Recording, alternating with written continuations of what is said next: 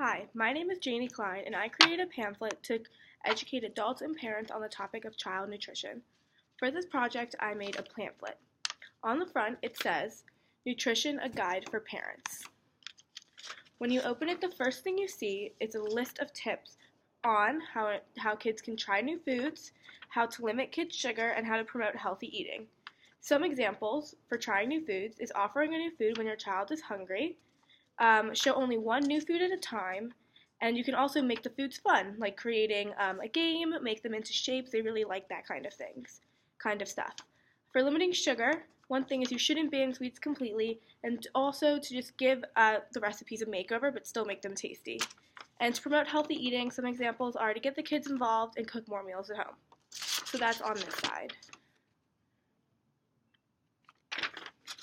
When you get to the back side over here, it gives you a list of ideas for food that your children love to eat, but in a healthier way. So an example of that is baked shells, but with winter squash, chicken breasts breaded with breadcrumbs instead of chicken fingers, and whole wheat matzo pasta with lean ground meatballs for spaghetti and meatballs. There's also a lot more options that it shows. And there's also a song that I put that parents can help teach their kids, so those children learn about the food groups and understand how important it is to eat each food group every day. So the song is, here are the food groups, dairy, bread, and meat, and don't forget that vegetables are important for you to eat. Have a food from each food group each and every day, and you'll grow strong and healthy. Good nutrition is the way. So here's that side of the pamphlet. And when you open the pamphlet, what you will see is basically you'll see a picture of the food pyramid. You will see just overall facts about nutrition and what calories are. So calories are the amount of energy in the foods and drinks that your child consumes. And basically it also says what poor nutrition can do and what good nutrition can do. So some benefits of good nutrition are healthy weight for height, mental well-being, faster wound healing, and good energy level. And some effects of not feeding your child well, so which could lead to diabetes and overall obesity. There's also heart disease, high cholesterol, asthma, and many more. And there's also the wrong things that parents usually do with their children and the right thing to do instead. I'll go into this later, but one example is encouraging your child to eat more is actually not good, and what you should do is let your child stop eating when they're full so they don't overeat actually. So here is that inside of the pamphlet. So this topic is important due to that food is one of our basic needs, obviously, along with clothing, shelter, and water. Yet a lot of the time, this need is not being met or being met in the right way. Childhood obesity and high cholesterol are at an all-time high, and this needs to change. But unfortunately, according to Birx, government-supported supplementary food programs do not reach all families in need, as 16% of American children suffer from food insecurity, which is the uncertain access to enough food for a healthy and active life. Also, that statistic is high for especially single-parent families and low-income families, SES. Birx also describes an interview study done with more than 3,000 U.S. parents who had children between the ages of 4 and 24-month-olds, and it revealed that many routinely serve their kids French fries, pizza, candy, sugar, drink, soda, and just overall unhealthy food. And these toddlers, on average, it showed, ate 30% more of calories than they needed, and 1/3 of them didn't even have fruits or vegetables in their daily meal, which is ridiculous. This shows that the general public is unaware of the health facts of food and the true importance of healthy eating, especially when giving that food to children that are still growing and developing. If the parents were more aware, there could be less obesity, less health problems, and better development of children. Also, if the government was more aware of the effects, maybe in their inability to help, maybe they'd be able to create more opportunities to help these children and families. So the general public needs to be more aware of what good nutrition actually does for a child. When children not be given the right amount of food, it can cause stress to a child. Any overwhelmed child with expectations beyond their current capacities interferes with their brain's potential. Birx describes something called experience expectant brain development, which is it takes place early and naturally as children engage in enjoyable daily routines such as having a shared meal, cooking with your family, and the resulting growth provides the foundation for later occurring development. So withdraw from this, not doing those things, it reduces a nutritionally deprived child's ability to pay attention, explore, and evoke sensitive caregiving from parents. So a nutritionally deficient diet is associated with attention difficulties, poor mental test scores, and behavior problems, especially with hyperactivity and aggression. So this irritability of malnourished children worsens the impact of a poor diet. These behaviors have even appeared when the protein calorie deprivation is like only mild to moderate. So even just not meeting it by a little amount can cause these effects.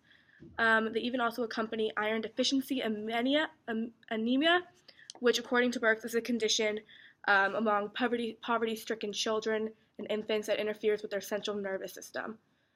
Foods high in sugar should also be avoided because it does cause tooth decay, but it also lessens children's appetites for healthy foods and increase the risk for being overweight or obese.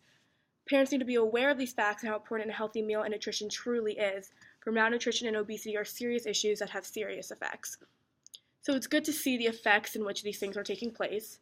So if parents feel that they don't need to feed their children healthy, it's important to see what that impact can really be to really show them and tell them. So the article Nutrition states that benefits of healthy eating include healthy weight for height, mental well-being, the ability to learn and concentrate, strong bones and muscles, good energy level, ability to fight off sickness and disease better, faster wound healing, easier recovery from illness and injury, and reduced risk for many other diseases. So if the parents decide to keep feeding their children badly and their children become obese, some of the effects it states for being obese or overweight is you get heart disease, diabetes, high blood pressure, high cholesterol, asthma, sleep apnea, some types of cancer, even depression. So obviously this is a very serious issue that needs to be addressed. Also, one thing that's very serious is many parents are also unaware on how much a certain food group their child really needs. So author Paul states that for toddlers, they need 2 servings of fruits and vegetables, 4 servings of whole grain, 3 servings of milk and dairy, and 2 servings of protein. And for school-age children, they need 3 to 5 vegetable servings a day, 2 to 4 servings of fruit, 6 to 11 whole grain servings, and 2 to 3 protein servings, and also 2 to 3 dairy servings, and also zinc is shown to help with development. And also sugar and salt need to be minimalized, as it's been shown that children are getting too much of these 2 things, which have negative impacts. A recent study found, according to Paul, that people who drink 4 or more cups of soda or sweetened fruit drinks a day, which a lot of children do, they had a much higher risk of depression. Excessive amounts of caffeine from soda, energy drinks, and coffee can trigger anxiety in kids, may also aggravate feelings of depression when the caffeine wears off. So another problem that is huge in nutrition, children nutrition, is that the parents don't always treat the children with their nutrition in the right way. According to a childhood nutrition expert, Jill Castle, one thing parents do wrong is encouraging their children to eat more. This encourages children to eat more than necessary and eat past when they are full. So instead, she says to let your child stop eating when they're full. Another thing parents do, is entice children with dessert for eating well, sort of like as a reward, which leads children to then prefer those foods and crave them.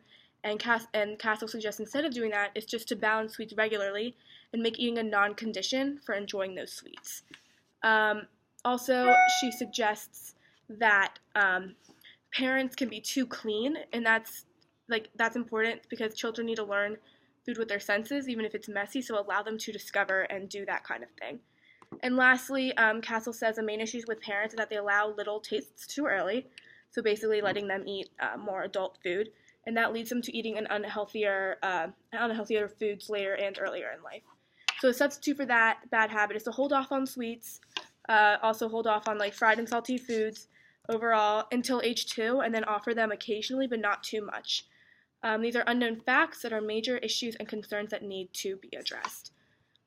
So I decided to direct my intervention towards parents, obviously. And I chose this because they're the people that are raising the children and the ones who initially decide what their children are going to eat. They're the ones that are going to provide the food. So by teaching their children healthy eating habits, they can prevent these problems according to nutrition. Parents need to also learn alternatives to unhealthy foods in order to still allow their children to enjoy their favorite foods and be happy, but in a healthier way, such as the suggestions that were in the pamphlet. Dina Shanker also offers these alternatives with lean turkey meatballs, wheat pizza with vegetables, vegetable lasagna, and many more examples. Overall, sugar-free and flourless things in dessert also is a good step for good nutrition. The way parents can promote healthy eating, says Paul, is by cooking more at home, getting their kids involved, making their children healthy snacks, and making them healthy school lunches, because school lunches aren't always the best option.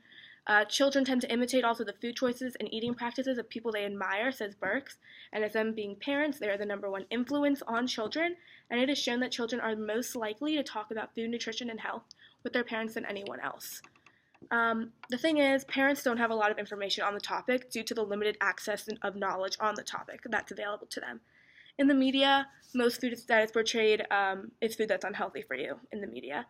Although these parents also have learned from their parents by observing and learning from them, and therefore they pass on whatever habits they were learned, and sometimes they're not even good ones, and then they pass them down to their children.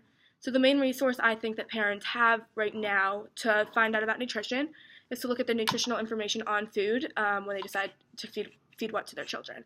So it's accurate information from the Food and Drug Administration, FDA, with the nutrition information and calories. And there's also many resources online and in magazines about health and fitness. And there are also sources that can be, and those are sources that can be found when a parent is truly interested and are looking for them. So basically, with the more knowledge, not just them trying to find out themselves, and advice, that is the best way to improve the current problem and initiate change. So the main way to get this information out is not necessarily through an intervention, but rather through the pamphlets being handed out, given to children to take at home, located in hospitals, located in grocery stores, and for them to be available online. I think that's the best way to get the word out, and this needs to be taking place now. This is the time to start, and you shouldn't be ending until the problem is fixed. The amount of children not being fed well is increasing every day, and the sooner they are more aware, the sooner changes will occur. Good nutrition should continuously be promoted. Another way, if someone wants to do this in a more normal intervention approach, I think it should be talked about and given out to all parents who attend some assembly at a child's school. And this would cause awareness and show the parents that this is a serious issue. And there could also be, another example would be an intervention at a hospital after the child is born. And they could keep the pamphlet and these overall facts as a reference. And this would stop the cycle of bad eating from the beginning, when the child is just born. I think the point of the intervention is not to be harsh, but rather spread awareness and seek change.